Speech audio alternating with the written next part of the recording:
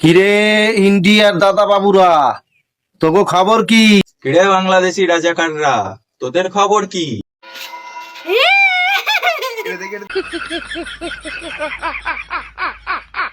উড়লো লুঙ্গি লাগলো বেশ, এবারে ম্যাচ জিতেছে বাংলাদেশ।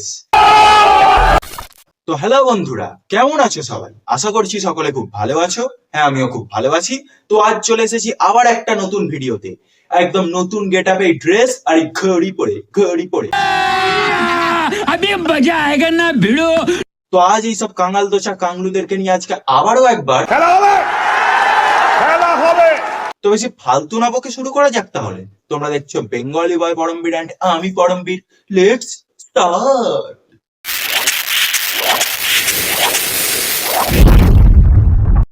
ইন্ডিয়ানরা আজকে পালে জিততে দেখা, আজকে পালে তোরা জিততে দেখা।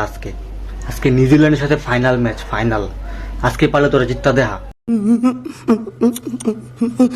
এমন 6 মারবো মনে করে আজকে তোদের সাথে যদি ফার্স্ট ব্যাটিং করে আজকে মিনিমাম 230 থেকে 240 রান করবে নিউজিল্যান্ড। লিগ খারাপ।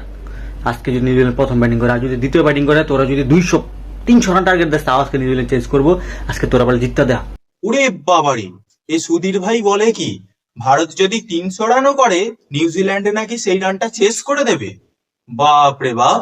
তা 300 রান যদি চেস করতেই পারে তাহলে প্রথম ব্যাট করে 300টা কেন করতে পারবে না রে সুধীর ভাই?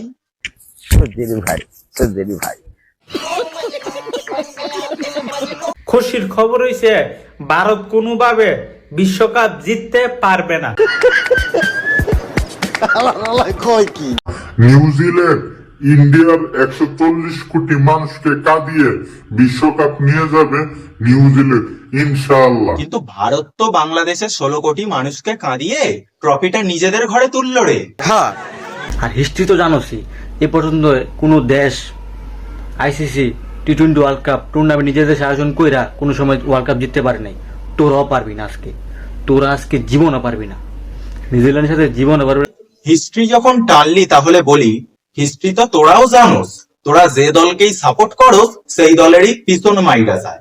তারপরেও কেন সাপোর্ট করস সুধীর ভাই?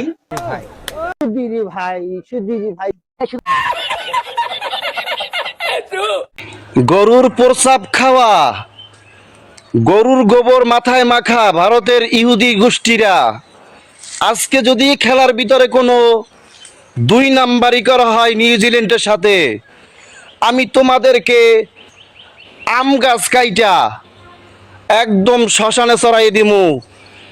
এই কথাটা যেন ইহুদিকেও মনে থাকে, মাথার ভিতরে রাইখে দিও বন্ধু। আগে ভালোভাবে কথা বলতে শেখ, ঠিক আছে? তারপর গাছ কেটে ফেলতে আসিস। আগে ভালো করে পরিষ্কার করে কথাটা বলতে শেখ, ঠিক আছে? এত থেমে থেমে কথা বলছিস কেন?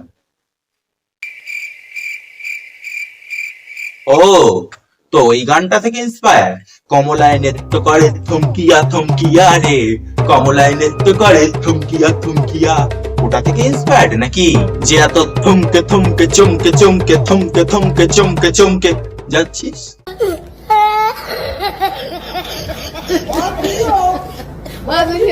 এই কথাটা যেন ইহুদিকেও মনে থাকে, মাথার ভিতরে রাইখে দিও বন্ধু, সাবধান। এ কি না, মানে ক্যামেরাটাকে এরকম ভাবে নাড়াচ্ছিস কেন?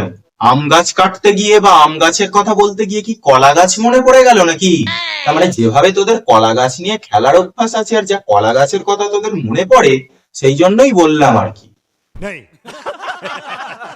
2025-এর এশিয়া কাপে ভারত পাকিস্তানের ম্যাচ হওয়ার আগে পাকিস্তানে এক কলা মামুনির আবির্ভাব ঘটেছিল। ঠিক যেমন ভাবে 2023-এ ভারত ওয়ার্ল্ড কাপের ফাইনাল হারার পরে বাংলাদেশে এক কলা মামুনির আবির্ভাব ঘটেছিল, ঠিক সেই রকম ভাবে। আর এই 2 কলা মামুনিকে নিয়ে আমার চ্যানেলের আগে একটা ভিডিও করা আছে। দুজনকে নিয়ে ভালো মতো এনজয় করেছি মানে রোস্ট করেছি, অন্য কিছু ভেবো না জানো তোমরা। তাই ভিডিওটার পরে তোমরা ওই ভিডিওটা গিয়ে দেখে আসতে পারো। আমি ডেসক্রিপশন বক্সে লিংক দিয়ে দিচ্ছি। জাস্ট সেই লেভেলের করেছি বস, দেখে আসতে পারো। দাদা বাবুরা টি-20 বিশ্বকাপে চ্যাম্পিয়ন হয়েছে, যোগ্য দল হিসাবে ইন্ডিয়া চ্যাম্পিয়ন হয়েছে, এখানে কোনো সন্দেহ নাই। একটা দেশ, একটা দল ইন্ডিয়াকে হারাইতে পারত, সেই দলটা টি-20 বিশ্বকাপে অংশগ্রহণ করে নাই, সেটা হচ্ছে বাংলাদেশ। যদি বাংলাদেশ খেলতো ইন্ডিয়া এত সহজে চ্যাম্পিয়ন হইতে পারতো না। বুঝে গেছি তোর চিবির গ্যাস মাথায় উঠে গেছে। একটা ওষুধ খা, খেয়ে তাড়াতাড়ি নামা। না না, নামাতে হবে না। বর্তমানে যা গ্যাসের ক্রাইসিস, তাতে একটু লোড করে রাখ, তাতে বাড়িতে 2 দিন চুলা বেশি জ্বলবে। क्या बात है सर, क्या बात है सर।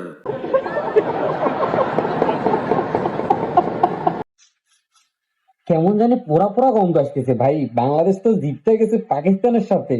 এমনিতে তো আর বলি না যে এশিয়ার ফার্স্ট টিম এখন বাংলাদেশ। এশিয়ার সব থেকে বড় বালছেড়া টিম হলো বাংলাদেশ।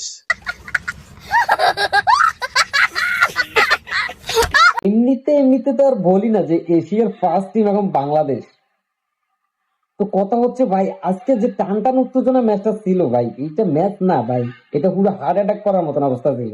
কি একটা অবস্থা ভাই, শেষ মুহূর্তে আমরা আইজার জয়টা তুলে নিলাম ভাই। দীর্ঘ 11 বছর পর বাংলাদেশ পাকিস্তানের সাথে উইন। এটা বাংলার মাটি মিরপুর, এইখানে বাংলাদেশকে হারানো ট্রাপ ব্যাপার। এখানে অস্ট্রেলিয়া, ইন্ডিয়া, নিউজিল্যান্ড কোনো দলেরই খানা নাই ভাই। তুই বোকাচোদা বলেছিলি যে ভারত যদি নিউজিল্যান্ডকে ফাইনালে হারাতে পারে তাহলে তুই ল্যাংটো হয়ে লাইভে আসবি। আগে বল তুই সেটা কবে আসবি, বল কবে আসবি? ক্রিকেটীয় ল বা ক্রিকেটের নিয়মে এটা শতভাগ আউট, বাট মিরাজ কি এটা ঠিক করছে? অবশ্য কমেন্টে। তাহলে তোরাই বোঝ তোরা কাদেরকে সাপোর্ট করিস। তবে এই নিয়ে এক বাংলাদেশি এক ভিডিও বানিয়েছে, সেটা তোমরা দেখে নাও। মিরাজের আজকের এই আউটটা করা নিয়ে কেউ দোষ দিতেছেন মিরাজকে, যে মিরাজ কেন আউট করলো, আবার কেউ দোষ দিতেছে সালমান আলী আগারে, যে সালমান আলী আগা কেন ওই বলটা দিতে গেল। আসলে দোষ কিন্তু এখানে একজনের, সেটা হচ্ছেন রেজওয়ান। রেজওয়ান বলটা কেন এখানে পাঠাইতে হবে? তুই রেজওয়ান বলটা ওখানে পাঠাই দিলে তাহলে এত ঝামেলা হইতো না। সব দোষ রেজওয়ানের, এটা ভুলে গেলে কিন্তু চলবে না।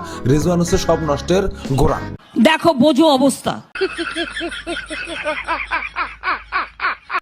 বাহ, কি অদ্ভুত রকমের মিল। চিন্তা করছেন, গত ম্যাচে পাকিস্তান 114 রানে অল আউট হয়েছে, আজকে বাংলাদেশ 114 রানে অল আউট হয়েছে। ভাবা যায় এই দুই দলের মধ্যে যদি এশিয়ার শ্রেষ্ঠত্বের লড়াই নিয়ে যদি কম্পিটিশন হয়, তাহলে এই দুই দলকে আপনি গুনতে পারবেন না, কারণ দুই দলই সেম টু সেম, 19-20 না। সঠিক বলেছেন। ক্রিকেট ভদ্রলোকের খেলা হলেও ভারতের কাছ থেকে ভালো কিছু আশা করা যায় না।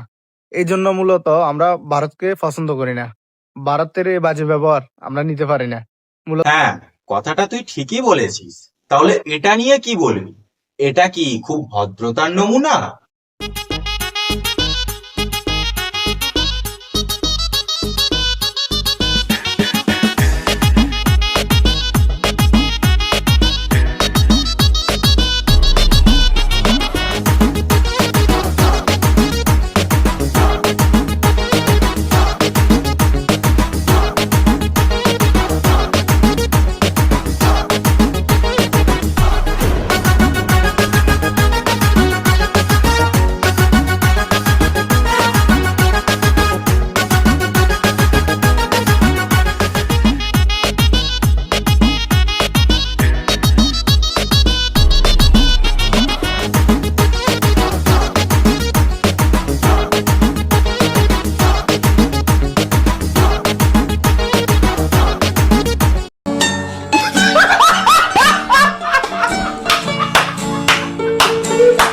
তো বন্ধুরা, আজকের ভিডিওটা এই পর্যন্তই। ভালো লাগলে অবশ্যই লাইক এবং শেয়ার করে দিও। আর এই ভিডিওটা কেমন হয়েছে কমেন্ট করে জানিও।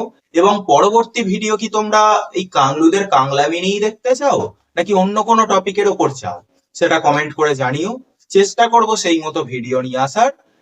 তো আজকের ভিডিওটা এই পর্যন্তই। খুব তাড়াতাড়ি দেখা হবে আবার অন্য কোনো ভিডিওতে। ততক্ষণ ভালো থেকো, সুস্থ থেকো। আর হ্যাঁ, সাবস্ক্রাইবটা করো।